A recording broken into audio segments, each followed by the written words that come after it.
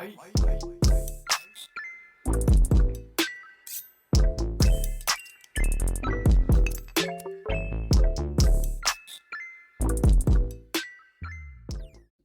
favorite show every single year, the March Madness preview. We've done a variation of sorts over the last few years, back when Josh and I used to pick every single game. This one's gonna be really cool. Wanted to do this with Cole for a while, and his positivity and light on college basketball in the last few years has been really cool to see. And but knows when to still be able to be serious and give takes for the next 45 minutes. So that's what we're here to do. We're gonna have a lot of fun too, though, because it's college basketball. It's March Madness. I'm so excited. We've got the games on the background for context for the folks listening whenever they decide to in the next 48 hours, hopefully. We're recording this right before the North Carolina-San Diego State game. Some of this is going to expire very quickly. This is going to go out probably early Wednesday morning. People have a full day there to get that in and get consumed.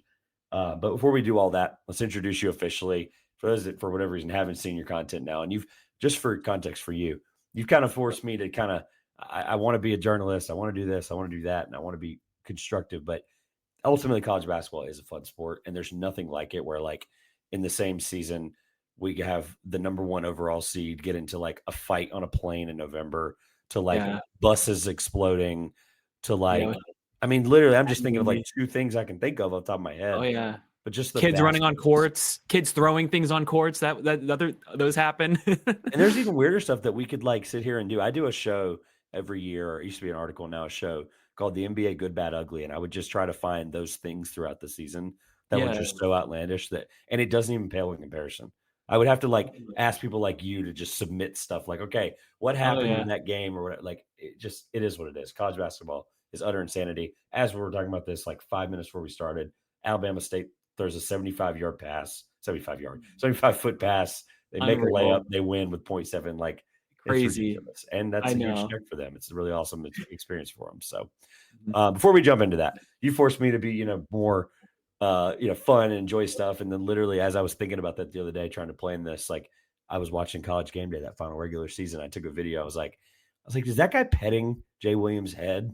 And, a couple 100,000 views later, I was like, this is what college basketball is about. It's fun stuff like this. So thank you for that inspiration. Introduce yourself, and then we'll jump into it. Maybe some affiliation, if you have any. I think I know some of it just from the posts and stuff, but your background, college basketball, maybe an inspiration for why you like it the way you do. Yeah, man. Well, first, my name's Cole. I have a YouTube channel. That's basically, that's where I was originally kind of based out of. And then like I really started posting more on Twitter last March. And like, then my account kind of took off like during March of 2024. And then I just kept going at it this year. I just like to have fun online. Another thing I like to do is I like to be an instant kind of reaction type of thing. So I just was having fun and posting weird things because like I love college basketball because it's just a whole mix of a lot of different things. You get really good teams, you get superstar players that are going to go on to the NBA. You get weird stuff, you get some passion from mid-major schools that you understand that type of culture. I'm from Dayton, Ohio, so I've got two mid-major schools right here with me, with Dayton and Wright State. So like I grew up going to those games, and I've just been a huge college basketball fan through and through, whether it's mid-major, high major. I love college sports. That's another thing about me. Like I love college football too. And I mean, even I'm just a huge sports fan in general. So, but college basketball, man, it's just the one that, took my heart. It really did. It's just such a unique, weird, fun, especially with March, obviously. You just get all sorts of things, and the stories are so unpredictable, man. I mean, like, that's another thing that really fascinates me about it, because I feel like sometimes other sports are kind of, predictable, and it's just, there's something about March where you go into it and you don't know what the story is going to be. And I think that's a really cool thing. And it's just it's a unique college basketball thing. And that's a little bit about me. I've been posting like college basketball stuff on YouTube since, I think I started my account on in 2018. So I've been around a little bit, just kind of under the radar. And then again, like I said, I started my Twitter, started doing that more last March. So I always can, regardless of the reason for the passion, where it came from. Like, I'm from Tobacco Road.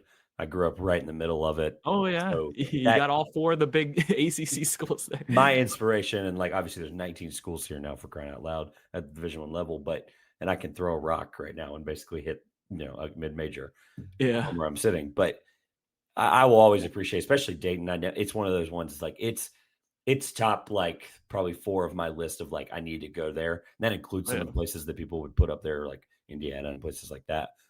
Just because I understand the passion, I can relate to it. For sure. I also went to the Charleston Classic. That was one of the first like true events I covered last year.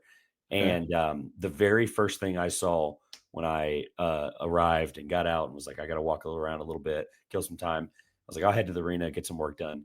And the first 15 to 40 fans that I saw were Dayton fans. And mind you, this is like Thursday morning. The tournament was starting like in a couple hours. They weren't going to play until like 7 that night. And I was like, I knew like, again, the history or whatever. And I was like, something's weird about this. And I texted the group of guys that I work with and I was like, they're like, oh no, they're like the first or second best traveling fan base in the country. And by Sunday, I was fully convinced they were the best fan base in the country. I haven't backed down from that in almost 3 years High praise. Yeah. because they were playing Houston and it was a Dayton home game in Charleston, South Carolina. I think I tweeted it. I think I was like the decibel meters was almost the same amount of miles as it is from Dayton right now. It was ridiculous. Well, they call it the decibel dungeon, so it's literally a perfect. It's perfect you say that. Couldn't believe it. I looked around on Sunday and I was like, what is going on? I was like, this makes 0 sense. I wish they were playing the NCAA tournament. Of course, that would be really cool. Same here. Let's jump into it here a little bit. Sure. Before we do, just some kind of things that I'd be curious about based on just the stuff you shared this last year or so. And I do plan on watching the 68 team preview. I think it's a really cool concept because a lot of the teams already. Yeah, automatic qualifiers. And it's been something that I've done on my channel since like 2020. So Nice. like I've been doing it for a very long time. It's just, again, like I said, I was kind of under the radar. I didn't really like interact. I just kind of posted my thoughts and just kind of left it at that. So now I'm interacting more with people. Yeah.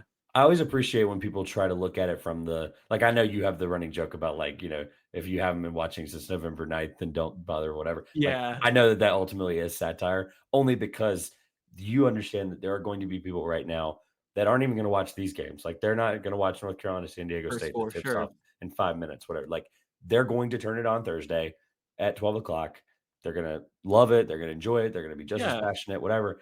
But they don't know the day-to-day of any of these teams. Like St. Francis BA, most people couldn't have pointed on a map to where they are. Like that's a real thing. And even Alabama State, for crying out loud, who just won a game.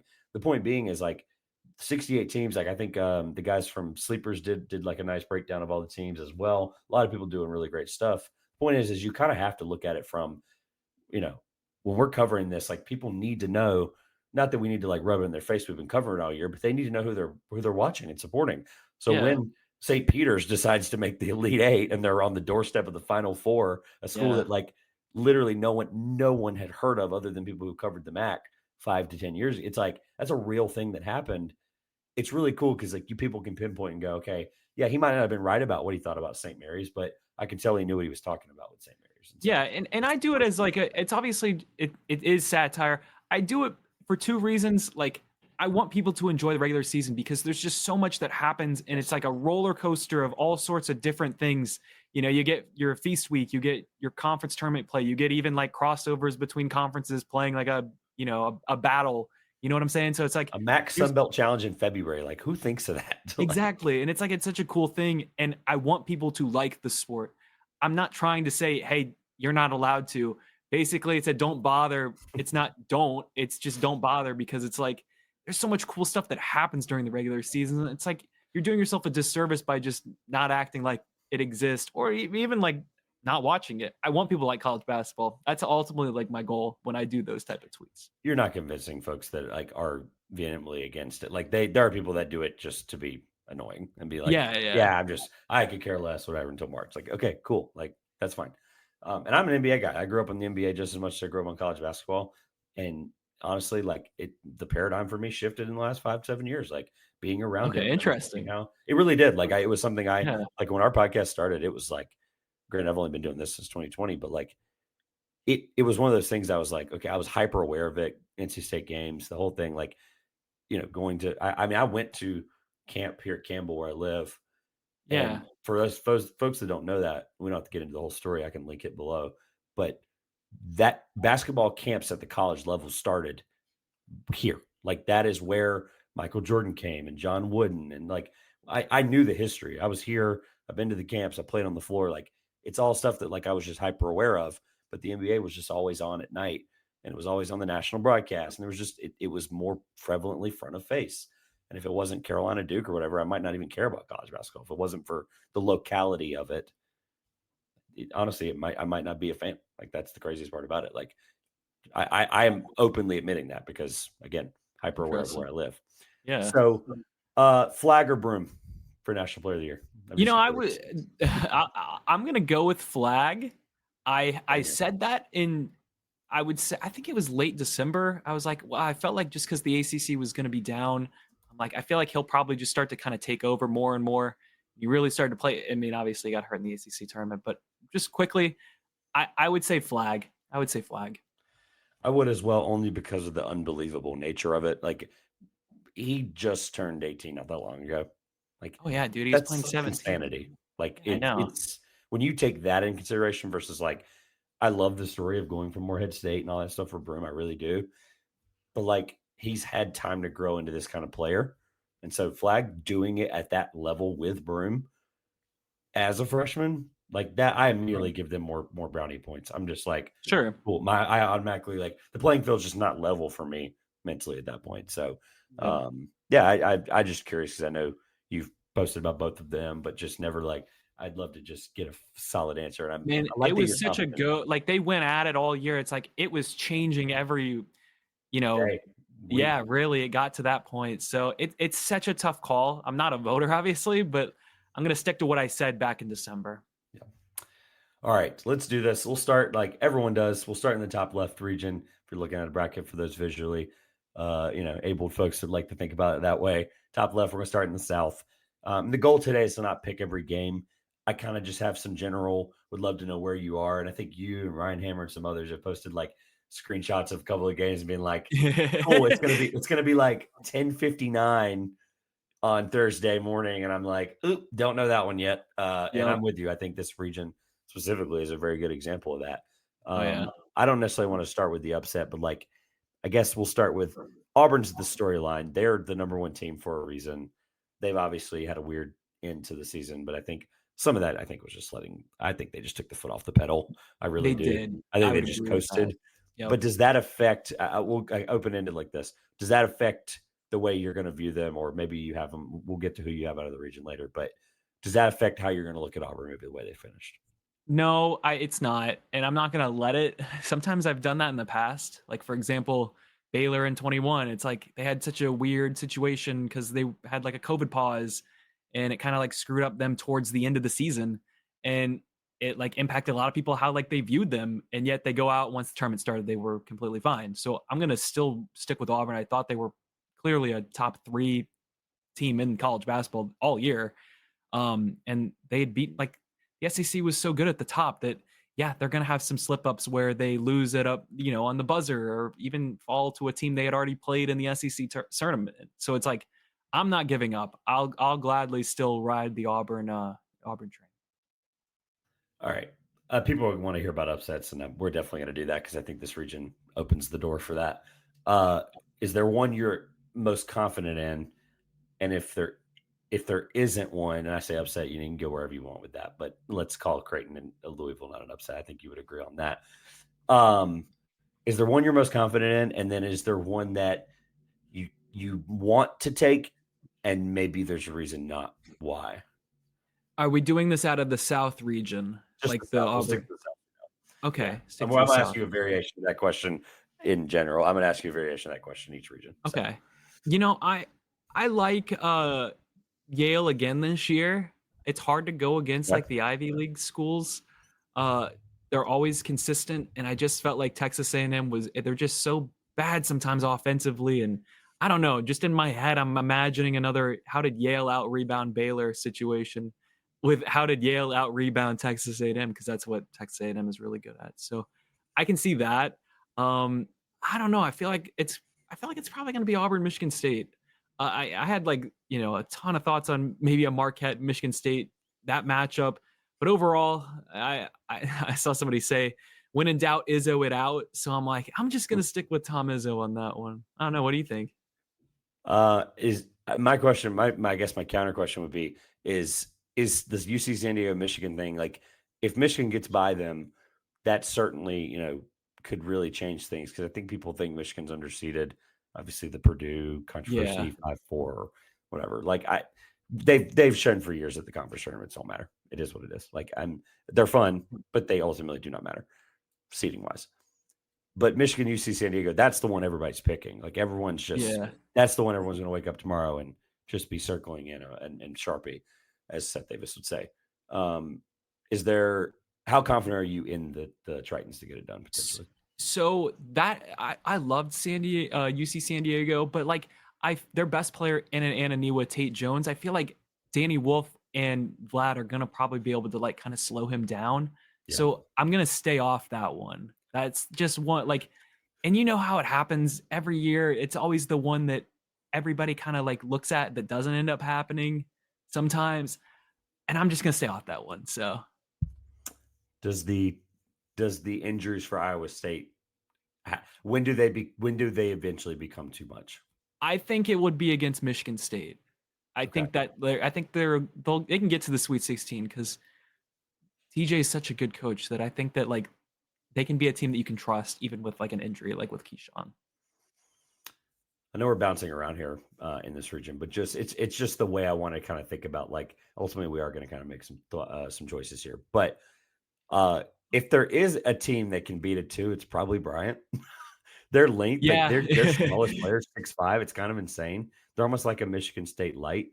Yeah, and I then don't Earl believe it. Timberlake, who was at Memphis, he's Yeah. on Bryant, so it's like they've got like some legit players. So The team I'm keeping an eye on the most is actually the opposite of how we started this. As of this moment, and again, I'm allowed to change my pick because I'm a human, in the next 24 to 48 hours. As of right now, I have Texas A&M coming out of the region.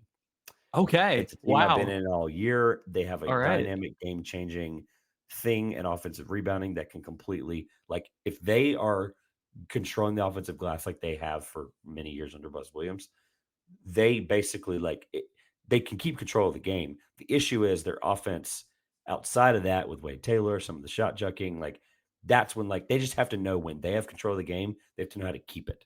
Now, they've also done the thing where, like, a lot of teams have, where you take your foot off the brake, or foot off the gas, excuse me, and you immediately, like, you've lost control of the game. If you start playing like just not to lose, Mhm. that's I think where they can get. And like you said, Yale, super intelligent. Jones has been a great coach for a really long time. Once you get in that league and you're successful, you really don't leave that league. And so yeah, I mean, if there's any team that's going to outsmart somebody, it's probably going to be Yale. Shocker. But Texas A&M, I think there's just enough dynamic opportunities on the glass that I just think they're going to be able to beat a team like Yale. Even a Michigan, I think they can beat them in the second round. I hope those two teams play in the second round. It's an incredible matchup. yeah, that'd be good. I'd be torn. I don't know. I wouldn't know who to pick. They're kind of my, like, if it's not Auburn, then who? That they're kind of the one I'm keeping an eye on. The only reason I wouldn't pick Louisville was because of injuries and because of the fact that they'd have to play Auburn immediately. So Yeah, that kind of, like, I think they just got royally screwed seed wise. yeah, that is such a bad like. I feel so bad for Louisville. I don't think that they should be an 8, and I don't think they should be playing number 1 overall seed. Like that's another thing too. It's like okay if they're gonna give him an 8, but like yeah, Kelsey was not happy. I appreciate his honesty. I got to spend some time with him at Charleston the last couple of years, and I appreciate what Pat Kelsey is and oh yeah, does for college basketball. I he's appreciate very the fact that he was unapologetically willing. himself. Well, Sorry. and no, it's 100% true. Even when there's an opportunity to be, the civil, we're gonna just go put the hard hat on and go to work and try to get the win against great whatever. He didn't have to do that. He did for the most part, but then he goes on the Kentucky Sports Radio and he's like, I don't know, I felt like we were kind of slighted. He's like, what better can we do than, I don't know, like, finish second or third in the league and make the championship game? Like, he just laid all these cases out, which, albeit, I'll defend this, like, most of them weren't NCAA tournament deciding factors. Like, people try to talk about the AP and all that stuff. Like, technically none of that stuff actually matters when it comes to this. So I get it. Yeah. I get the frustration as well, because they're a better team. Obviously, the detriment of their league. There's a lot that kind of goes into that, but The one thing that I am curious about, like, what will it take? You clearly seems like Auburn, they're a freight train, kind of hard to Sure. stop a freight train. But like maybe not necessarily a team, Michigan, Texas A&M. It sounds like it would be somebody down at the bottom, like a Michigan State. What is the recipe to beating Auburn, do you think? Making them uncomfortable. I think that you can't be scared of them per se. Trying to get their guards to, like, because sometimes with Auburn it is the guard play. Now I thought their guards are. I mean, it's different than last year's team for sure. Yeah. I mean, I respect you being bold enough to take Texas A&M, but like I said that Auburn was the best team in college basketball like a couple months ago, and it's like I like to stay with my takes. So I'm going to continue, riding them to at least the Final Four. I think that Michigan State would be, that's such a tough draw. It's like Izzo on the verge of making a Final Four. It's like, how could you side against that? You know what I'm saying? But I don't know. I just feel like Auburn's a team that really has to capitalize on this season. My favorite thing about the tournament, predicting it in less than a week, like the things that we just have to kind of take and, just take and run with, is that sometimes data really is important. And as silly as this sounds, I do like this set, and it's going to be a good reason because we've all done the bracket by now. We've all done one maybe off of our gut. I've technically not done one where I sat down and looked at every single matchup analytically. I've not done that yet. Plan to do that after this podcast goes out. I did my gut one, and I was like Michigan State. Like I did Texas A&M. That's how it came out. But Michigan State for me, like I wonder about the offensive capability, and especially like you said, if they play Auburn, like you're gonna have questions immediately. And no 2 seed ever has ever made the Final Four being unranked before the season.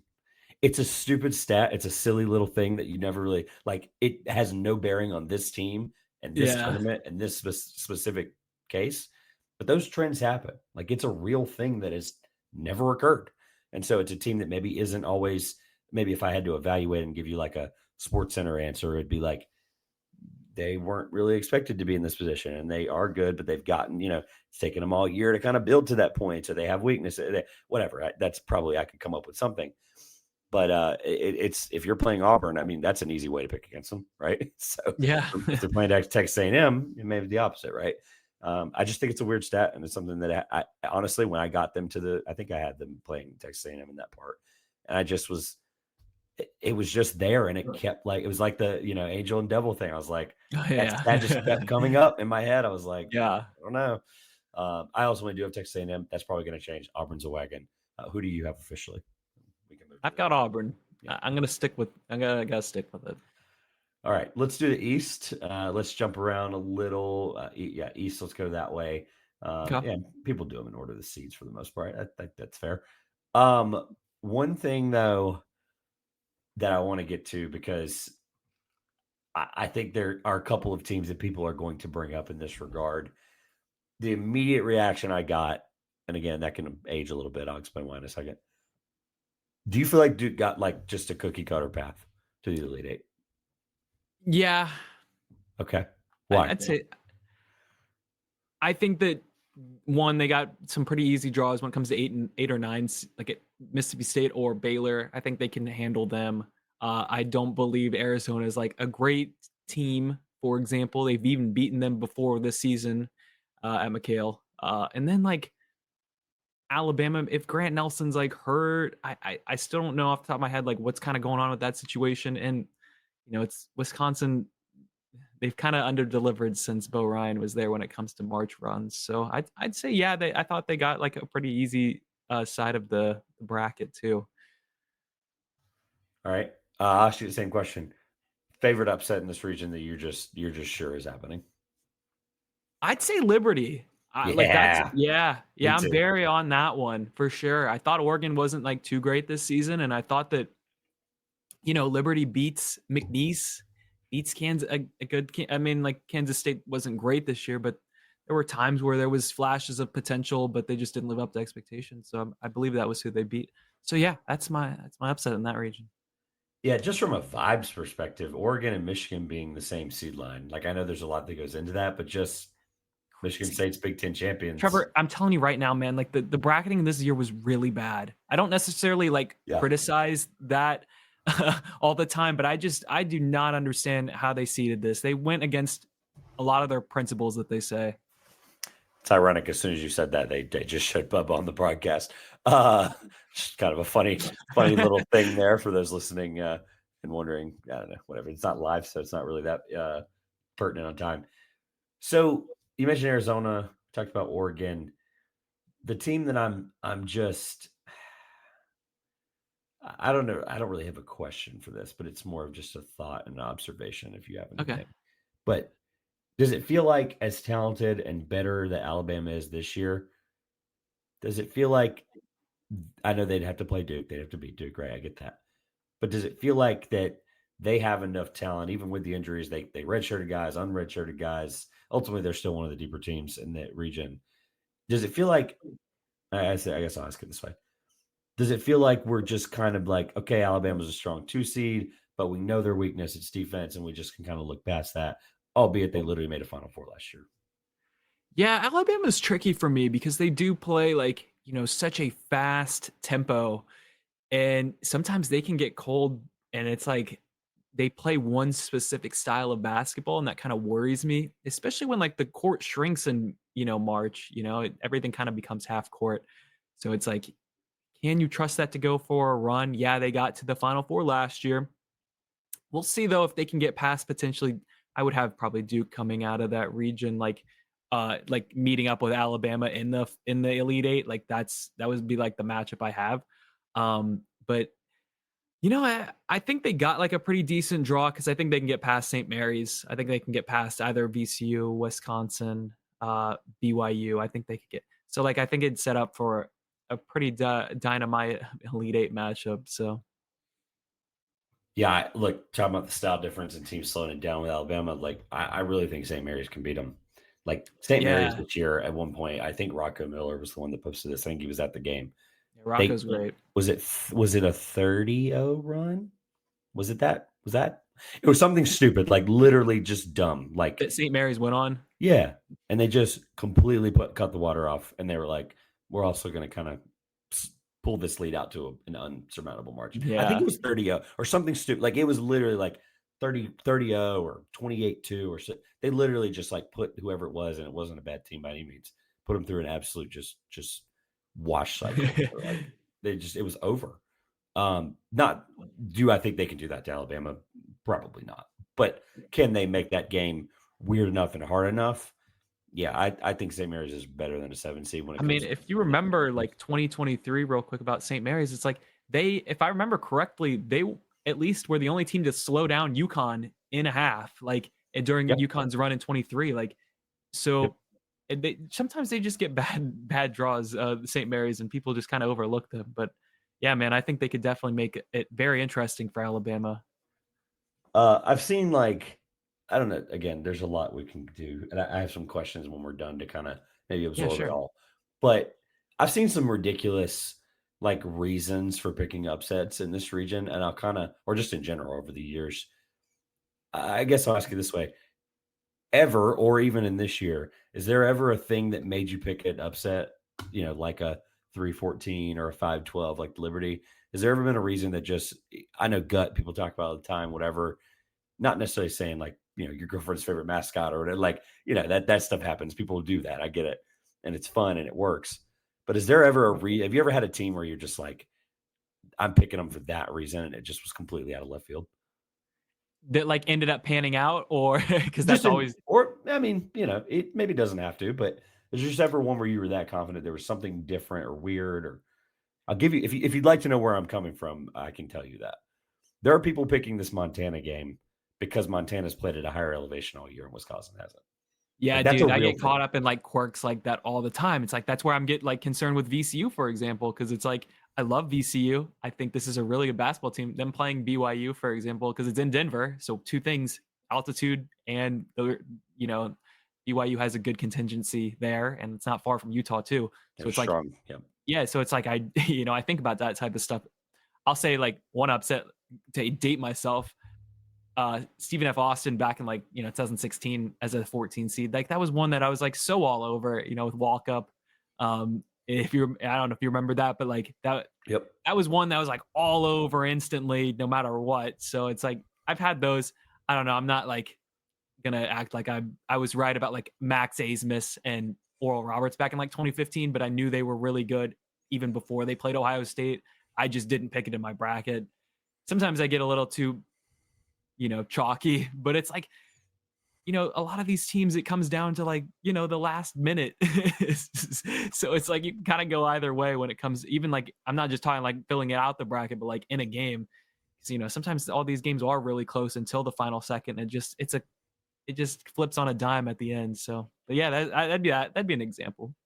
Yeah, I heard the Montana one, and I immediately was like, "It's complete and utter horse you know what?" And I was like, "You know what? Maybe it's not." And like, I'm not picking it to be clear, but I just think it's one of those things. I'm like, there has to be something there because like I don't really think about those kinds of things, but when they come up and they happen, I'm like, I know. should I have thought about those things? Exactly, dude. You get the second thoughts all the time with this stuff. That's why I like to try to at least have my bracket completely done by the first four, so I don't overthink it. Because like, there's partially sometimes you take some joy out of it too. Because it's like you get so set on your bracket that it's like it takes away the enjoyment of March. And it's like I try not to let that happen. And it's especially hard too, because from my perspective, I like to talk about the sport, so people do judge me a little differently when it comes to getting stuff wrong.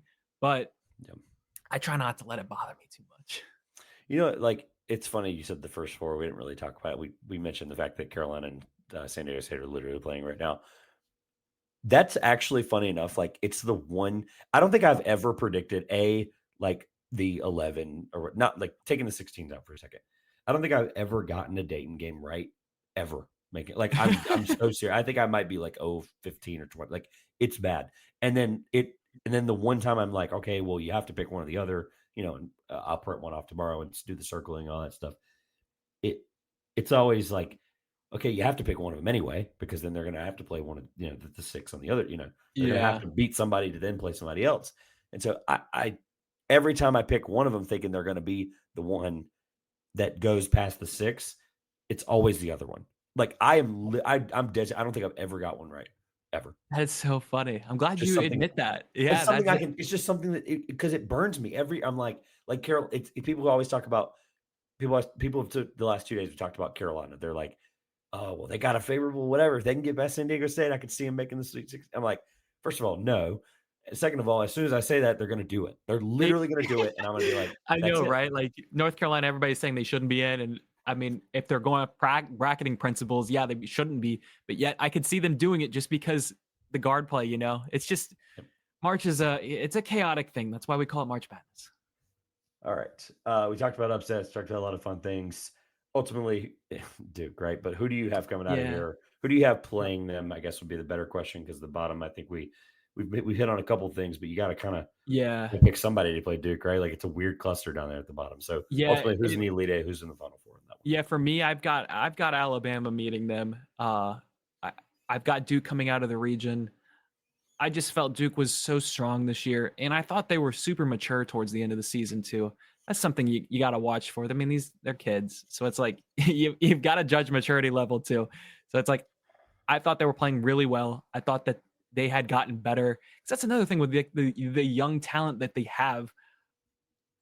They can take a huge jump compared to like even teams with older players because we don't really know what they're capable of. And I thought they were getting better. And I thought John Shire did a great job this year. I think John Shire, he brought in talent, but they ended up panning out and turning into a really good basketball team. So I think he deserves, some good props too. Especially, that's another thing too, man. It's like we're seeing these lineage guys come in and not have success. John Shire has had success in his 2 years. So I think he's done a pretty good job. So identical records in back-to-back years, identical Elite Eights, and people are still mad that they made the Final Four. It's lunacy. Like I've been in the building, I've been around the program. It's lunacy. Like I get that standards are standards, but yeah, dude. I mean, like he's done a great job. Yeah. I still wouldn't have voted for him for Coach of the Year this year.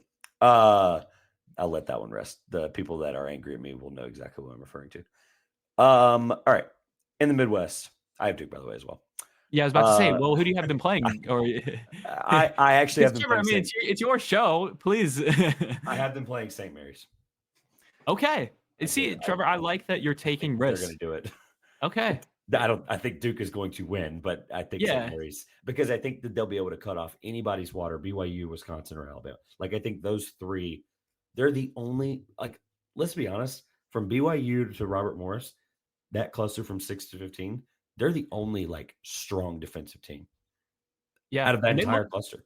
yeah. And I thought they looked like, we'll get into Gonzaga. I thought they looked so much we better than will. Gonzaga all year. And it's like, people are a little too high on Gonzaga to begin with anyway. I like the bravery of the pick, man.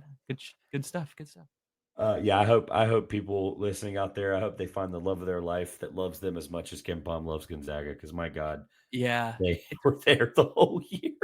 Like, it's great. Anyway, I won't get into that. I don't want to drag it. They've been like 90 straight 16s or something like that. Midwest. I'll ask it this way. When the Midwest came out, what was your immediate reaction? That was like, oh my God. That's a good question. I feel like the cluster between Clemson, McNeese, Purdue, and High Point, that's like really tough. Me too. That's one of those where you're gonna pick both the wrong ones. You know what I'm saying? One of them is not going to do it, and it's going to make everyone mad, including me, because Yeah. I'm torn there. We'll get into it in a second. But And I'll say this too. I feel like, just as somebody that is continuously a Gonzaga supporter and likes Gonzaga, I just am not seeing it with this year's team. I was not impressed with them at all year. And yet the metrics love them. It's like, if you watch them play, they just feel so lifeless. It's weird. We've seen great Gonzaga teams. They just don't have the spark. And I just am not believing they're going to be able to, if they get to Houston, they can just, I don't think they can flip the switch against a team that's just going to not give two craps about them, yeah,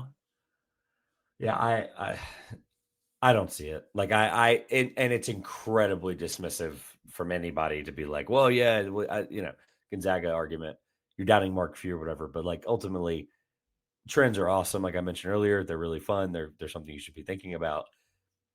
Their Sweet 16 trend is irrelevant because they play Houston in the second round. Like that, I'm not writing them off saying they can't be Houston. That's not what I'm saying. I'm saying that, like, people are using that Sweet 16 trend as, okay, well, they're just going to make the Sweet 16. And I'm like, Yeah. you have to go year by year and look in front of you. Georgia can really give them a fight. As much as I've been down on Georgia, as much as I think Georgia might have been a little worse than a 9, I think I was kind of surprised they weren't on the 10 line. But I will preface this: if you've listened to the show before, if you haven't, great.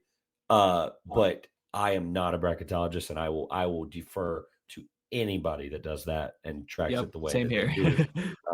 T3, NKY, all the guys that are not named Joe Lenardi. I love those guys to death. They do a great job. I defer to them on all of that. But I can common sensely tell you, watching basketball every night, that Georgia's a great team, talented. But I just think that there's some, like, just we talked about earlier, like the seeding disparity, even from people like me who don't really follow like the seeding part of it like that. I'm not picking on Georgia. I'm just picking on the fact that their league really helped them. Yeah, and I feel like the bottom of the SEC might have been a little too overhyped coming into the March. We usually South Carolina see like this, and LSU both were like, NIT, nah, we're good. Like, it's just like, I'm like, whatever, it is what it is. So it's like, not necessarily people. And another thing, I feel like the story is still being written, man. It's like I don't like to make a final call until all of it's done, and then we look at it with all the context. It's like, I think that maybe the SEC was a little overblown. That's just my personal opinion. Because, like, for example, the 2011 Big East is the one that continuously gets brought up. You know what? They produced the national champion that year, so they have the right to being called like maybe the greatest like year a conference has ever had. I think they had the most bids, but so that's just my 2 cents on that. Yeah, no, and I'm an ACC guy through and through. I'm willing to admit defeat when defeat is in front of me. Like, it's been bad. Like, I had a segment not long ago with Carl Heiser, who I think is incredible, and I was like, what's the answer? Why is the ACC broken? And we literally in 15 minutes couldn't come up with anything. We were like, we could not come up with a thing. And like the SEC, like, this is right now it's a 1-year thing. Like, technically it's a 1-year sample size. It's been building to this point. But like, we have to be honest about the fact that they literally could have had 4 1 seeds. Like, that's kind of insanity on a night-to-night basis playing each other, and for them to be that good still, because ultimately the numbers still back them up that it is the hardest conference, and it was. I'm not discrediting that, but I'm with you. I think we'll learn a lot about the league this year. I won't necessarily react to it like people did the Mountain West last year. I thought the discourse coming into Mountain West, I was one of the Mountain West truthers, and I thought the discourse coming out of the Mountain West being so poor, I think we kind of just swung in both directions way too far. And I was like, it's okay to say the Mountain West had a great year entering the tournament. It's also okay to say, well, that it's kind of their first time doing that in a while. So I think people really were really negative and nasty about the Mountain West last year. And I wonder if the SEC is going to go that direction. But I understand where you're coming from. I don't think that's where the core of what you're talking about. I do believe that they're going to have to prove it. Like, it really is going to be a prove it. Now, if they get 3 of the 4 Final Four teams and cut down the nets, like, got it. Cool. Best conference year ever. Exactly. I'm willing to put my hands up. I agree. Even if they just get the national champion and get one Final Four team, I'm not necessarily going to run them over with a bulldozer, because it's really hard to get that far. Like, are we really going to harp on them for only getting one Final Four team? Probably not. The harping, from my opinion, comes from, it's just the whole conference realignment, that type of stuff. Because it's like, we don't need to blow up the ACC. It's just going through a reset. A lot of coaches are changing.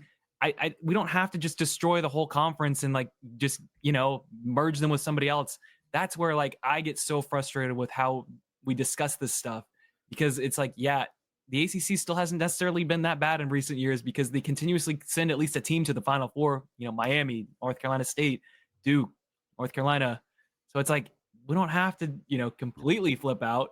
You know what I'm saying? That's just my kind of opinion on that. I just think it's going through a reset. It happens. Conferences go up and down all the time. It's just, they're having a bad stretch. I think it will eventually get better. I would push back only on the blowing it up part. I would blow it up in the other direction and send Cal, Stanford, and SMU back where they came from. Bingo. I agree with that too. I hate it every night. I'm like, oh, Wake Forest is playing. Oh, they're playing. It's SMU. gross. Awesome. It's really, I hate it. Yeah. All right. Couple of things here on this region to get let's talk about it. That cluster you mentioned of Purdue, High Point. What do you have? What do you have out of that? You're Mr. Upset. I have High Point and McNeese playing each other. Okay. I really do. All right. I think it's very simple. I was picking High Point coming, and this is stupid because this is how you get screwed. But I was picking High Point no matter who they played. I just was I saw them earlier this year. I saw them beat UAB on their home floor. And it's an unreal, for their infancy of a D1 program. I get people are going to talk about the money. If you don't know anything about High Point outside of the last couple of years as a basketball team, it is, they call it the Taj Mahal of the South for a reason. It is incredible. I've seen videos. It's nuts. And what's funny too about it, real quick, is that I'm friends with another YouTuber who went to High Point, and he was kind of explaining to me how none of that stuff was there. The recent investment they've made in all of this is just remarkable. Yeah, people can joke about the billionaire buddies with the president. I don't care. It makes college basketball better because they don't have a football team. I have said this. I have said this on shows this year, all year. My first ever credentialed event was at Cameron Indoor Stadium. So imagine your first ever wonder of the world, seeing the Taj Mahal. Kind of crazy, You'd be like, well, everything else kind of stinks, right? I walked into the Cubane. I've been getting it right this time. I walked into the Cubane Center this year, and I think I was more blown away with that place than I was Cameron Indoor.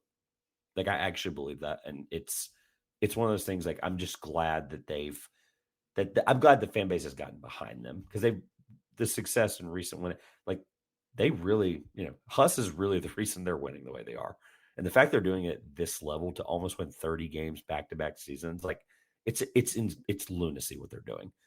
All that people are going to joke about the NIL and they have more money than everybody. Cool, that's part of the college basketball world today. Purdue, they'll have the best two guards. High Point will have more guards to throw at them. High Point has 6 legit deep team potential at the guard spot. Purdue, I think Braden Smith is incredible. I think he's a first team All-American. I think they are playing not their best basketball down the stretch. And I think if it's the final 4 minutes, I meant to say this earlier, but I think it actually fits here better. You mentioned the final minute. Well, High Point went on a 15 2 run to come back in the Big South. They almost did the same thing they did last year, almost lost in their tournament to prevent them from making the March Madness, obviously. And they came back, 15-2 run or whatever, and they were able to get it done. But the other thing too is in the final 4 minutes, that's actually where I think is the most important at a neutral site. Albeit I've never actually been to a March Madness game in person, which is other than the final four. But I've never been to a round of 64. I'd hope to change that soon. But from everything I understand, people have been there. People have said this earlier. My co-host Josh on Everything College Basketball said this yesterday. I think it's a great, incredible point. That final 4 minutes, all the neutral fans in that building become High Point Panther fans. Yep. Like it's that simple. So if their fan base is going to be there, they'll find a way. The money, whatever, all the jokes aside, like they're going to be wherever this game is. I actually don't know where this game is on the site. Providence. Oh yeah, they'll be there. They'll be there. They're probably there now. Like whatever. Yeah. They're probably already waiting outside. Mm-hmm. I think they'll be able to get it done. There's a lot more basketball stuff I can get into with that matchup, but you're just in love. You're enamored. You went off on a love tangent. them. No, I really do. I Yeah. think they're incredible, and we'll get to. I have a point about them later when I ask you after we're done with the bracket. Yeah, well, I even agree with you. I've got High Point in that game too, and like I'm somebody that picked Purdue to win the national championship last year. So this isn't like I'm a Purdue hater by any means. This is just, every year is different. You just get a different feel, and for sure, I'm with you on that. You couldn't have said it better. Clemson McNeese, I'm only picking McNeese because I think that as awesome as Brownell is, I think that they actually don't have the head coaching advantage. I think that'll actually matter. And I feel like I'm the only person on the face of planet Earth right now that's talking about this. They lost Dylan Hunter for the season. Yeah. Played 24 minutes a game. Like that's a real contributor. Like that's a real first guy off the bench, your point guard's brother. Like that, there's a lot, like that's a humongous, like no one's talking about it. Legitimately. Like no coverage, it's not being brought up. Look, I love that staff to death. I've got some friends on the staff. Like I love Clemson. They're a great group of guys. That's probably worst case scenario 12 for them. Like it just was. So I feel like even he and Victor, I saw this, Victor Lakin and him had like two of the, like when they were on the court together, it was like the most productive duo. I can't remember if it was Evan Mia that like the fourth most productive trio. I think it was him, Hunter, and Hunter. I think is the other. So I agree with you when it comes to like, there's a lot of positives about Clemson. I think what Brad has done in the past 2 years is incredible, especially awesome. Like, so much, so often we see changes with coaches and stuff like that. And they just stuck with him and stuck with him and stuck with him, and it paid off. And I thought they had a really great season. I hate to see that happen. I do have Clemson winning that game and then beating High Point. However, I understand your reasonings for sure. Well, and also too, like, I mean, you're talking about sticking to your takes. Like, I don't remember which show it was. It wasn't my own. It was someone else's right before the season. And they were like, all right, pick your final four. And I was like, first of all, that's impossible now, but I'll do it. It's fun. I had Clemson as a sleeper. Like just a I think they could have, and I backing down from that, but it's also situational based on draw. And I think they got the worst possible draw that probably wasn't. I think Colorado State would have been interesting with Clemson. But McNeese, just the way that they play stylistically, it's going to be hard for me to pick. I may sit down tomorrow, look at the Dylan Hunter thing again, break down the numbers. And again, I'm doing this just based off gut and a couple of things I looked at, nothing too, in depth, but some of this is going to change, but that's probably that 12-13 in the second round. That's probably not changing. All right. Last couple of things. I get the Elite Eight part of it. Houston's probably, we're probably a shoe in there. We'll get that in a second, but Tennessee, if Tennessee makes the Final Four for the first time, let me say this out loud, ever, insanity. Tennessee does it this year. Why? What went right? It's crazy. Last year they got such a brutal draw having to play Purdue. It's like I just felt like that was probably going to be the team. However, I thought they looked really good in the SEC tournament. I thought they have looked great at times this year. I'm gonna trust them. I mean, like, I think they can get past UCLA. I've got them beating Utah State. I think they can get past either Kentucky, Illinois, or Xavier. I think that their defense is just such a problem to go against because, like, they're so consistent. That's another thing about March. You want teams that are consistent, and I feel like they consistently are always. You just know what you're getting with them. And if Chaz, if he's going off, which I understand he's not Dalton. However, that being said, I thought that he looked really good, like in the Auburn game, and like I'm gonna trust them, man. I'm not giving up on Tennessee. I think that Rick Barnes can, if huge if this is his last run. I think that they're just a pain in the butt to deal with. So it's faith in Chaz Lanier being a consistent offensive player because he is Yeah. that for the most part. Yeah, exactly. I'd say so, and I feel like I can trust him to do that. I'm gonna stick with him. I think I can trust him. I love the nugget about Utah State. I didn't miss that, I promise. I also have the Aggies as well, a team I've loved all year. UCLA, I think a lot of people think defensively they could give Tennessee a weird one. I compared it yesterday on the UCB show. I compared it to that Oregon game. I forgot the opponent again. The one that went into like double overtime late at night. Oregon last year, second round. Can't remember. I'm blanking on it. We'll Oregon keep it going. I'll remember while you're talking. Oregon played somebody last year in that round, and it was just that was the one that I was like, yeah, UCLA Tennessee. I think that'd be really gross, and I think it would be very similar to that Oregon game last year. I'm blanking again. Someone said it last night, and I got it, and I was like, yes, that. But anyway, while you're looking it up, we've talked about Houston, Gonzaga. We've kind of hit everything in this region. Kentucky, we didn't really talk about. I don't think Troy will get it done. I like Scott Cross. I'm just not convinced Kentucky's going to do it. I think Kentucky has a really easy draw. I think they're a Sweet 16 team. Yeah, I can see that too. But I'm not going to go that far on like past that. And it was Oregon played South Carolina in their first game, and they played Creighton in their second game. Creighton. It was the Creighton one. Yeah, two really physical teams, and I think that UCLA Tennessee game would be really weird as well. Yeah. I do think Kentucky, like obviously they've beaten Tennessee this year, so they can very easily be the team Houston's playing. And at that point, it'd be really hard for me to pick against Houston.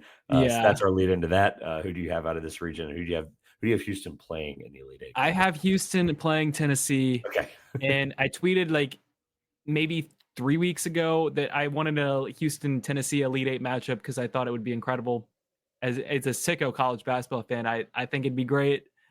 Might even be a little bit more high scoring if that happened than maybe even people believe. But I'll take Tennessee getting to the Final Four, man. I want to see Rick Barnes get there. I also don't want to go with as a whole ton of one seeds. However, man, I just feel like a lot of the top teams in college basketball are pretty consistent this year. I feel like sometimes you can even kind of tell when you're going to get a weird tournament. For example, 2023, dude, I spent so long like trying to figure out who I even wanted to be my national champion. And it turns out you get like a whole bunch of weird teams that made the Final Four. So I feel like this might be a season where I think the top teams are pretty like safe candidates. What is it? 4 of the best 6 seasons in the last 25 years on KenPom? Yeah, exactly. Those are numbers I trust over like the Gonzaga, favorability that Ken gives them. But like, I think that you're totally right when it comes to like, I think the top team, like that number, like the best teams on KenPom all the time. I feel like the top teams this year are going to be like, I feel like I'm not going to take too many chances. That's basically the point I'm trying to get across. It's fair. It's a really great way to think about brackets too, because ultimately those 12-13s are really cool. But other than maybe St. Peter's and like Oral Roberts and some others, there's a reason the people that win the bracket pools every year are the ones with 1s, 2s, and 3s in the Final Four. Like that's a real thing. So. Just what happens. So, with that being said, about your point about Tennessee and 1 seeds and that kind of thing, I've been a Houston Kelvin Sampson fan for a very long time. He's one of the coolest people I've ever had a chance to interview.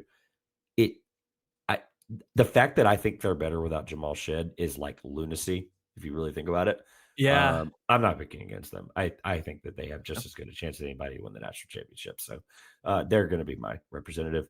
And I have been playing Tennessee for now. Okay. I might, if it's Kentucky, Tennessee, when I sit down and do everything again tomorrow, I'll probably pick the Cats just because if they're healthy, Lamont Butler, I've seen that guy I've seen that guy in the biggest moments of his life in person. I was at that Final Four that you just talked about when he hit that shot. I will never forget that to the day I die.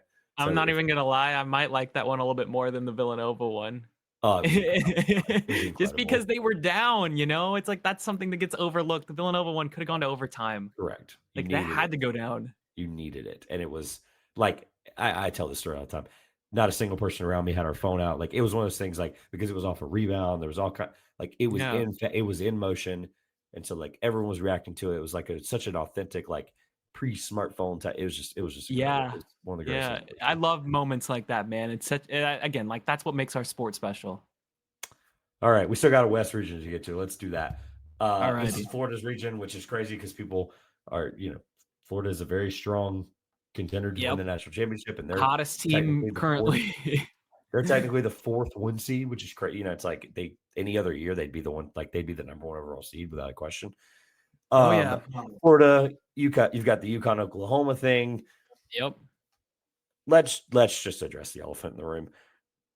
You have 3 Hall of Famers at the bottom of that bracket. It's Like, unbelievable television. let's just talk about it for a minute. Like, yeah, we can geek out about that. What are we doing? Like, what is going on down there? Like, I honestly, when I saw it, I could not put like pen to paper and like come up with anything to think. So let's just talk through it. What in the world is going on down there? It's crazy because you get Kansas, that's the preseason number 1 overall team, and then you get Arkansas, who's got Then you get Arkansas with Cal. Like this is his first run with them. We'll see what they do. And then obviously Patino and St. John's have just been the talk of the sport in the past month. So it's like you're gonna get and that's in Providence too. So it's like, dude, could you imagine John Calipari against Rick Pitino? And it's funny too, because it's like you're just completely overlooking Bill Self, the guy that's won a title in 2022 and is a Hall of Fame coach. So it's like, and is the higher seed in this situation, which is like is the better team. Exactly, Trevor. Yeah. So that's one that, like, as a fan of like tradition, as a fan of not wanting to see the sport change, as a fan of somebody that grew up watching all of these guys, this means something to me. So it's like, as much as I love Omaha, I kind of might be cheering for St. John's no matter what, because I just want to see a story like that. Yeah, the St. John's thing, like they're really good, so I definitely don't want to compare it to my NC State Wolfpack last year, but like the sheer irrelevancy of the programs for, granted, St. John's was actually a little bit longer than that, than State's was, because they at least were competitive, last 10, 20 years. But like I work for a site that is based in Providence, Rhode Island. So, I understand the Big East. I understand the Northeast, and I'm around it every day talking to these guys. And, to hear and see and feel the reactions they had after being in the Big East, like, I get it. I honestly I love Rick Pitino. I love history. I love the sport of college basketball and what it means. And we're all his stuff aside, like, he's awesome. Like, let's just be upfront about, like, when he's winning, it's just incredible. And I have him to thank for the single most viral thing I've ever posted. So just a rant that he had at a conference or at a what do you call that? The neutral site game or whatever. He's incredible. I love him just being in the room, whatever. Yeah, that's going to be a hard cluster to pick. I went Arkansas, St. John's. Okay. I don't feel great about it because that's down in Bill Self in Kansas, like you literally just said. And that's probably going to be one I flip eventually. But I don't know. I feel like Arkansas is really athletic, and I feel like they're going to get Hunter Dickinson just on his heels. And at that point, he's like a deer on ice. And so you put him on his heels, like you've got him you're in his head at that point. And I'm not a huge fan of Dickinson, so I think they'll be able to take him out of the game. So. No, that's a fair take. I mean, I'm going to cheer for. I want to see Calipari versus Pitino. So do I. So Colorado State, a couple storylines with the mid majors here. Colorado State is favored over Memphis. I get Tyrese Hunter's injury takes into account that. Grand Canyon was a really, really popular pick last year. They did get it done, I believe. Yep, they got to get out in the same areas. Yep. God, yeah, that's very ironic for what I just talked about earlier. Drake is going to be probably one of the most trendy picks of the entire bracket. UNC Wilmington. What's your favorite out of that, or do you have multiple? What are you circling there? Of the upsets, I think that I've got Colorado State, just because I don't think Hunter is going to play. Vegas doesn't think that's an upset too, which is why I did preface that at the beginning. Yeah. Like, by the way, they're favored. Yeah, for sure. And they're just playing like, that's another thing with March, man. That you shrink the court. You got to go with a team that's playing really hot basketball, and I think that's Colorado State for sure. So I think that'd be one. Even though I'm wearing, this just happened by chance, just what I was wearing. I've got Drake. Yeah, like I'm impressed with Ben McCollum. Like, I think it's a completely different team from past Drake teams because he brought all these guys, and they've been playing basketball together for so long that they know each other. I think that they're going to slow the game down and really frustrate a team that likes to kind of run up and down in Missouri. So yeah. All right. I know I asked for 45 minutes ish to an hour. Well, we got a couple more things if we want to hit, if that's all right. Oh, I've got plenty of time, man. We're all good. Yeah, Carolina's only winning 37-19 at the under 4 Exactly. timeout. Like, what is I going missed the wrong, like I missed the Ugh. right game when it comes to them. Jeez. It's on. I'm keeping up with it. I just like it's. Anyway. I actually really I want to go back and listen to it because Rothstein was very animated after Carolina made the bracket. Yeah, I know. He's It's the like that's where I sideline guy. just yeah, because Bubba's there too, so it's fascinating. He interviewed Davis at the last time out. Like that's insane. Like Davis heard everything he said. I know. Like, see, that's where it's like I don't like to freak out about disservices about stuff. Yeah, I just my problem here, Trevor, real quickly is again they say they have bracketing principles. Well, why don't you stick to those bracketing principles instead of having an outlier like this? Like, there's a reason the net exists. There's a reason that they said they were going to value more of like analytical websites and stuff like that. So that's where that's my controversy. That's we probably should have led with it, but I know that that's like the thing that's being dug into the ground right now. Probably should have led with it just for the sake of where we are right now in the podcast, talking about the West region. An hour in. However, though, are you pro bracketologists doing it like for good, or are you like? Because my argument is those athletic directors are there. Like, to preface my question, those athletic directors there, I actually don't have a problem with that part of it. I'm with you. I have a problem with the criteria and how we're sticking to it, and the honesty and integrity behind it. I actually have no problem with like I laid it out. I won't do it today. I laid it out yesterday. The next handful, they have like the years on some random website, whatever. Somehow they have the years of like the next like 5 to 6 years of people that are in that committee or the chair, and it's a really great blend.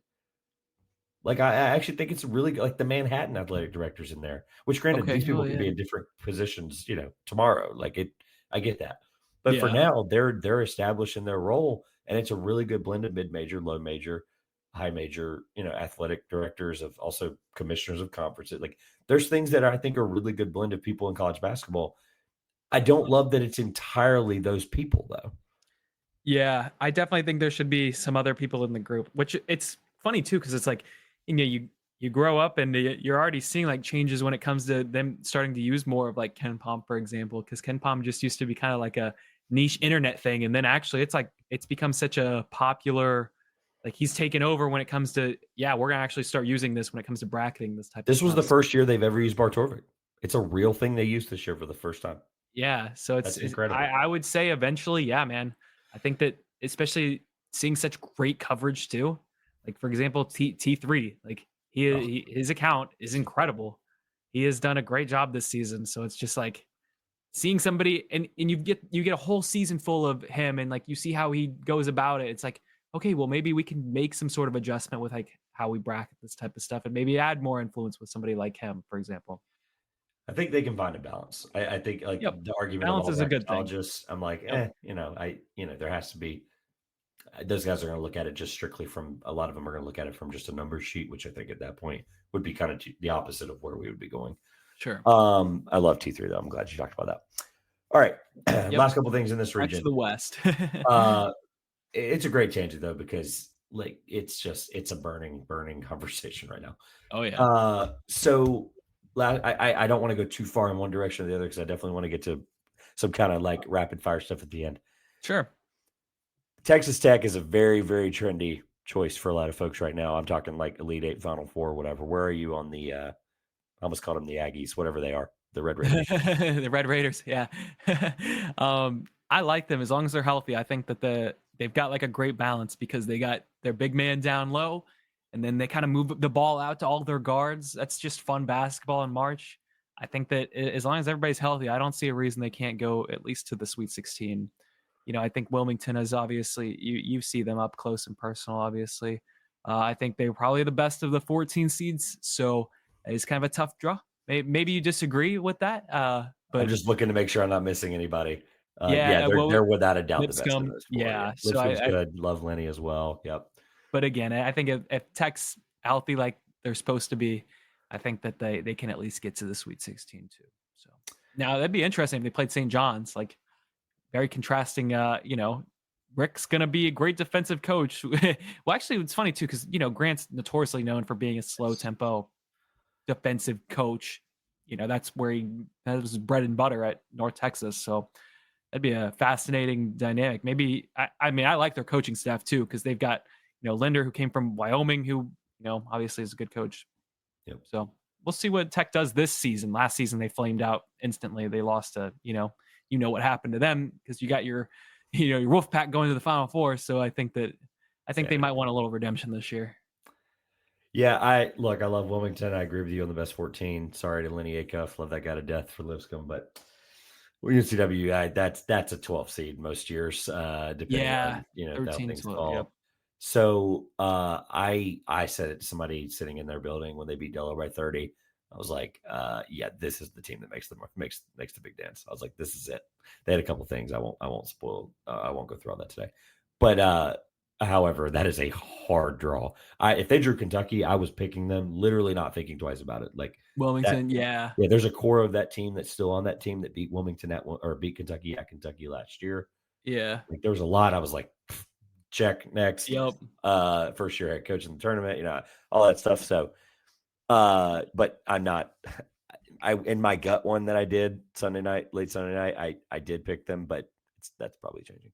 Sorry, TKO. Okay, the one team, and this is less of a question, just more. I'm going to say this, and then I want to get to some other stuff before we get out of here. Sure, yeah. I said this last night, and I do believe this, and I'm going to take a look more into it. The team I think that can muck this bracket up and ruin things is Maryland. Yep. Oh yeah. They have the best starting five out of probably any of these teams, minus Florida. And I just believe enough in the fact that I think depth is very important. But honestly, like you said, the final 4 minutes, like teams are just not going to sub. Foul trouble, obviously, is the thing that'll completely throw all this off. Yep. But they have one of the best starting fives in the entire country, if not the best starting five in the entire country from an efficiency standpoint. And when you're playing a team like a Memphis or whatever, like you're going to be able to be more advantaged in that game because you have a five that has played together all year, has been healthy, is comfortable with each other. I also really like Willard. I think that's a dynamic that I think is really interesting there. And I'm not really going into them athletic, offensively, defensively too much. Like I just think from just a logistical standpoint, maybe I'm thinking too hard or not enough about this, but I just really think Maryland has proved himself this year to be in a conversation of a team that as a 4 seed that can be right up there with Florida. Now Florida's got obviously the depth advantage without a doubt. That's going to be the part that they're going to have to figure out how to manage that late in the game. But I think that could be the team. I'm not necessarily picking anything, not really breaking it down, but Maryland's the one I'm kind of keeping an eye on the next few days and studying. Oh yeah. I would agree with that. I think that Maryland has a very impressive. You know what? You don't need a deep bench in March. You just need a good starting five that all know how to play with each other, that is playing well. And I think that Maryland has absolutely proven that. They've had just some tough breaks, whether that's the Michigan game, how that ended, the Michigan State game, how that ended. They can prove that they are going to be in no matter what game they're in. So I have them getting to the Sweet 16 too, man. It's just, potentially playing Florida would be tough because they're just so overwhelming. But I would agree with you on that. They do two things really well that I really like. They don't turn the ball over and they turn the other team over. They do both of those. Teams that do one of those well and not the other well, I have fears about. Teams that do both very well, I like to circle that. To be clear, they're 23rd in not turning the ball over and they're 39th in forcing the turnovers. And then even on offense, like block percentage, they're 4th. Steal percentage, they're 5th. Like they take care of the ball. They don't give up unnecessary errant opportunity. Yep. All right. This region, let's pick it, and then we'll pick the Final Four, and then I've just got some rapid fire stuff really quick. Florida. I'll do this. I'll be really quick. I have Florida St. John's, and I have Florida making the Final Four. Yeah, I would agree with I would agree with that. I do think that if like Tech is rolling, they could get past St. John's. It's just, and which would make, because it's like their guards, they can present some problems for, let's just say our Johnny friends. But I agree with you. I've got Florida coming out of that region. Yeah, I don't love picking chalk, man. I did, but this is just, again, like we said, that stat on the KenPom stat. I just feel like the top teams in college basketball are just so overwhelming. And I'm just going to kind of continue to ride with like the ones and the twos. I just think it might be one of those seasons. Yeah. All right. So we have officially. I actually went to write down all of your Final Four picks as we were going, and I completely forgot as we were bouncing around. Oh, I've got them on my. I got my bracket on me. Oh, you're Perfect. good. Read them off for us. Yeah. So my Final Four, I would have Auburn against Florida, and then on the other side, I would have Duke against Tennessee. Okay. And I'll just go right into it. I got Auburn playing Duke, and then I've got Auburn winning the national championship because I thought that they were the best team all year. I thought that I wanted to see a rematch between them and Duke. I wanted to see Janai and Cooper go at it again. And I just can't get it out of my head. I understand that there's a lot of concerns with Auburn, but I got to stick to, kind of what I was saying throughout the season. I'm not like going to just completely abandon the ship. So I know that my perspective is going to be a lot different than yours. But that's what I kind of got. So let's hear what you have to say, Trevor. No, it's all right. I mean, like we mentioned earlier, you don't win bracket pools by picking 13 seeds to make the mark, like bottom four. Just like cool, it's gonna happen when it does. Like no one, like you're still, if you get 3 of the 4 other ones right, like you're in great shape. I most of the time like to go off of these 5 things. I'll very quickly go through them. For determining a champion, to be clear. And by the way, my Final Four, Texas A&M, again, as of right now, Texas A&M, Duke, Houston, Florida. Pretty simple. I just have one region that kind of makes things weird, which a 4 seed, not far-fetched. That was my abbreviated version of that. Now, you've probably seen like the Ryan Hammer videos that are really incredible and breaks down. This is Ryan's some variation of that. Yep. This one, I can't remember where I originally saw it. Sharper's Way of Excellence is very great as well. Shout out to Home Field for the shirts. 5 rules for me for determining a champion. No team west of Texas has won since 1997. That was Arizona. That eliminates 13 of the 68. Sorry, Alabama State. No seed higher than, I won't go through all the teams eliminates, but we'll kind of go through the numbers. No seed higher than 8 has made the national championship game, eliminates 29 teams. Just for fun, I know you're a college basketball sicko as well. Who was the 8 seed that made the Final Four? I'm just curious. Do you know? Or made the championship game? The 8 seed? Yes. No team higher than 8 has ever made the national championship game. Who was the 8 seed that did it? Kentucky in 14. Were they an 8? Okay, the one before that. I guess they were, right? They must have been a 7 or an 8. Yeah. Yeah, well, because Connecticut was the 7 and 14, and then Kentucky was the. So maybe we have to rethink the bracketing principle. I mean, it's still a very obvious stat. So higher than 8. Yeah, like 8's kind of the weird where it cuts out, But I was thinking Villanova in 85. They were the one that won it. I guess I should have said won it. I think that's the correct. Yeah, yes, that is the correct. It's not just making the title game, because even like North Carolina, I think no, you're right, Trevor. Actually, you're right. It's winning the title. Yeah, that nobody lower than an 8. You just said it wrong at the beginning. No seed higher than 8. It would be Nova in 85, right?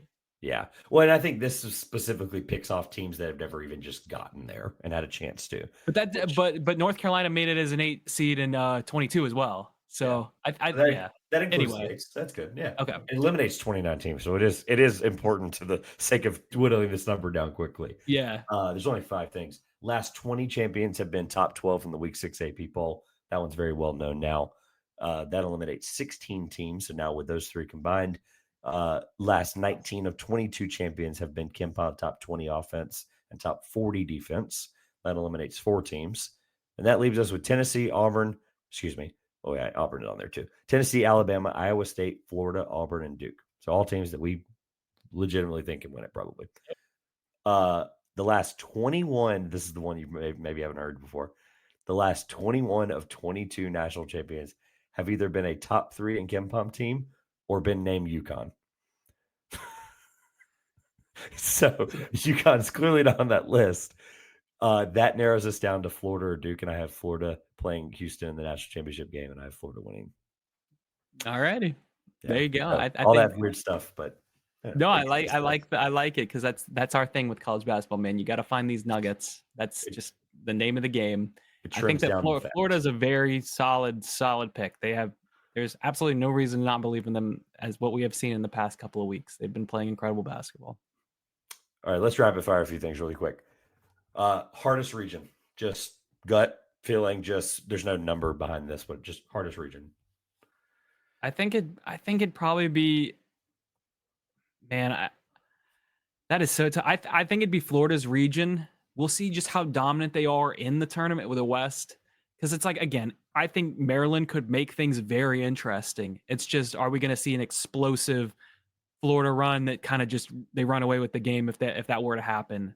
Or, St. John's is just so good defensively. We'll see how they play against potentially Florida. I think that'd probably be the toughest. I will say your prediction would probably be the South, where A&M is coming out of. I have the Midwest. Okay, Midwest. Okay, that's fair. The depth of the upset, I think, is why. Funniest storyline that you would just have the most fun with on Twitter.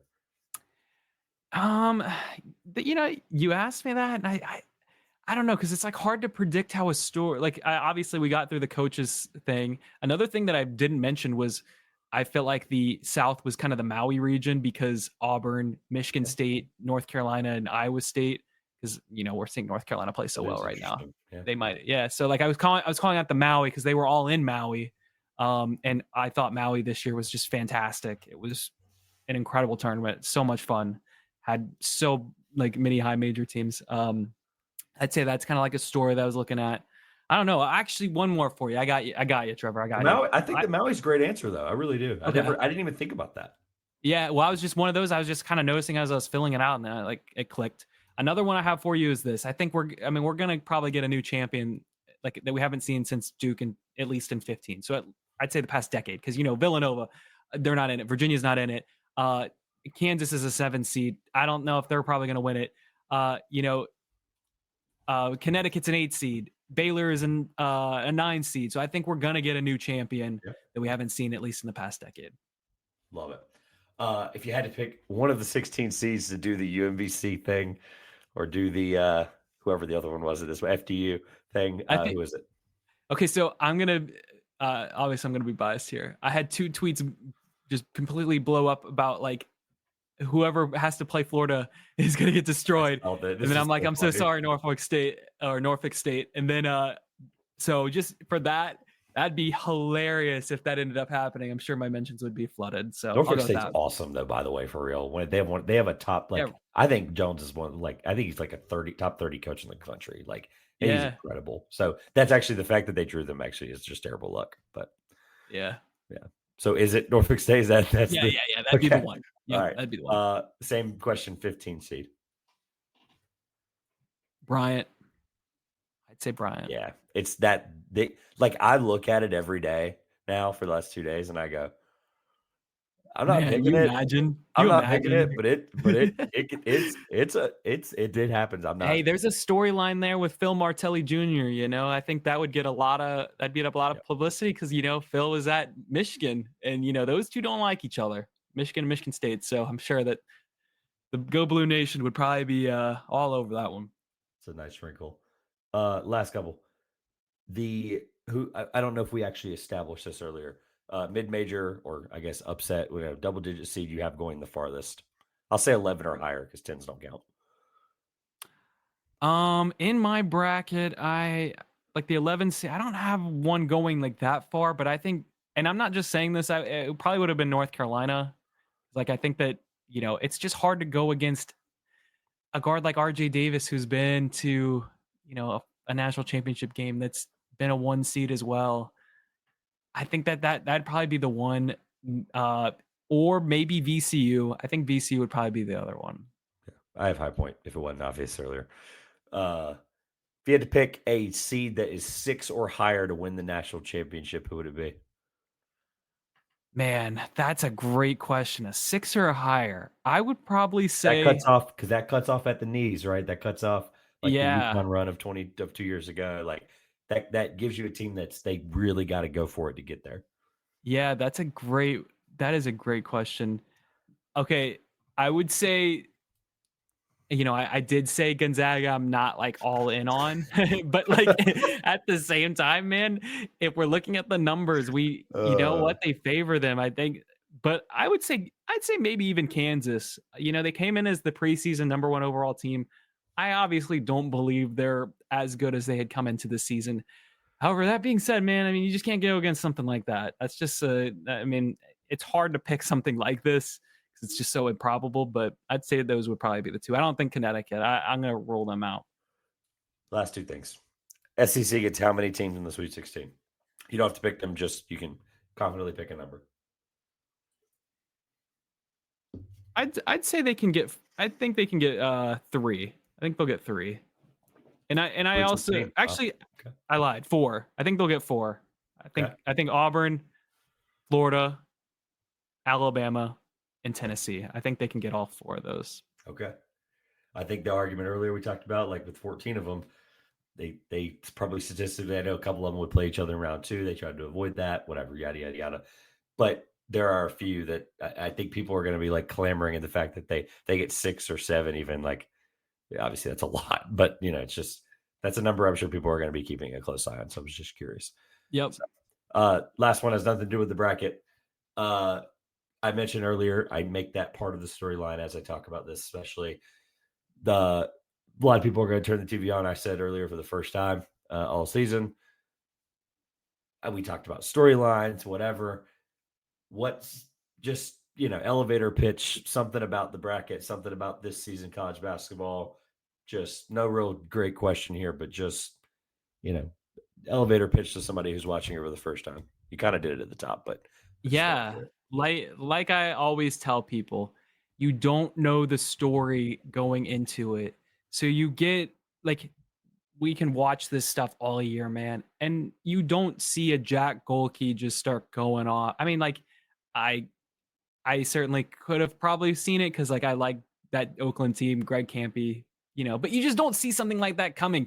And not only that, man, I feel like the one that just gets completely overlooked, like compared to their budget. Here I am going. I'm already completely screwing up my elevator pitch, just going off on a tangent here.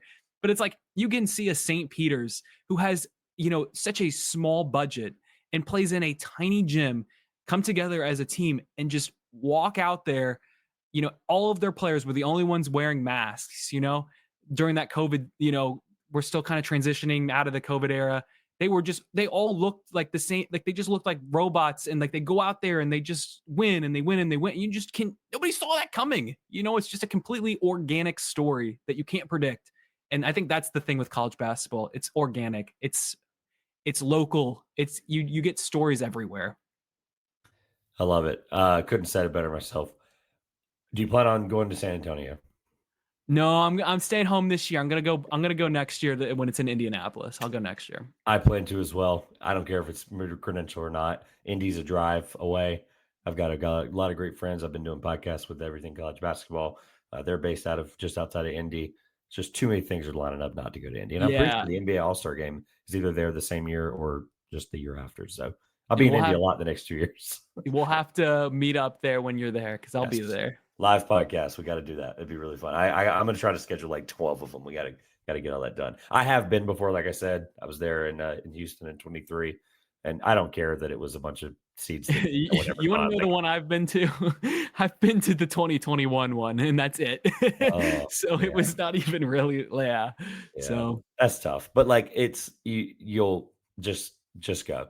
Like my elevator pitch to folks is like if you live anywhere remotely close to San Antonio, and I'm talking, another Houston, another city in Texas, whatever, doesn't matter. If you have any reason to be there, the secret that I just will share, because it's not really a secret anymore, a lot of people still don't know this, is just buy the tickets the day of. It's the only national sporting event of this caliber that you can literally buy tickets for less than $200 the day of the game. Yeah. We did like the Final Four for Saturday. We did the Final Four like fan experience, paid a lot of money to do like the fun, and I would recommend that. I think it was actually really good. It's put on like I think by On3 or somebody, not On3, the scouting service, but something like that. I know. I'm not giving them fair justice, but it was incredible. I got to hear like Jerome Tang and Paul Biancardi and just some other guys do like a panel. I think Bill Walton was on that panel too. Rest in peace. Oh man, there was a lot. It was a great panel. I can, if I find the picture, I'll post it. But okay. Cool. Free food, free drinks, like just an incredible atmosphere, great seats. And then we bought our national champion, like the morning of the game. We woke up, ate breakfast, bought the tickets. We were already going anyway, whether we were going to buy them or not. We were going to figure it out. And I bought them that morning. I paid less than I paid for the ones up top for the fan experience included. Obviously, that's a big price part of it. But also we were sitting like, I don't know, like the equivalent of like near the end zone of a football game on the bottom bowl. Like I got to watch UConn win a national championship, the confetti's falling, like, and I'm not like in the ceiling for less than $200. It was incredible. Like if there's any way people can do it, they should do it. It's awesome. And this year we're probably going to get one of the greatest championship games ever. Like it's statistically. I think it's shaping up to where we're gonna get like a really good title game. I just hope it doesn't end up like Baylor Gonzaga. I know. We Hey, all I was thought that was going to be there. it. I know. Like it just and I was looking so forward to that because it's like that they canceled the game they were supposed to play, and I thought they were the two best teams all year. Yeah. And it's like, man, I just wish they had played each other, and then they get it. We got lucky enough to actually get the matchup, and then it was literally over from the jump, and I was there. Been wanting to do this for a long time, so thank you. I know I asked for 5 minutes ish. We got an hour and a half, but big bracket, a lot to talk about. And I still think there's things we didn't really like. I feel like we scratched the surface. That's just how this is. Yeah. People can check out all kinds of great shows. Check out your 2 videos. Everything for you will be linked in the description below. Thank you. House of College Hoops, everything college basketball. We got one more show tomorrow. 4 in 4 days. It's been really fun. I enjoy it. That's why my voice sounds a little raspy here towards the end. Got 24 hours for it to recover. We got a really cool one. Tomorrow will be it'll be on the House of College Hoops feed. It'll be gambling centered, so people that really like that. I can't really reveal too much more about it because there's some things that are going to be used. It's going to be used for that'll be really cool. I'll share that when I can, but people do want to tune in. I think it'll be really unique. And then on the way out, plug whatever you want to plug. Again, I mentioned YouTube. All the stuff for you will be in the description. But just this is your time to shine. Talk about whatever. Yeah. If anything, just follow me on Twitter. And if you know me from Twitter, maybe you haven't even heard from me. Like had some people even be like, "You have a YouTube channel?" I'm like, yeah, I've had a YouTube channel, and it's also not necessarily a small YouTube channel. I just kind of keep it on the down low. I don't consistently post as much as I should. Which not your bio or anything either. Like people can just click on the profile and figure that out. It's just kind of funny. Hey, I know it's funny. It's like, how do you not know that? It's like, especially people that actually follow me. I've literally had it happen, so I'm not just saying to say it.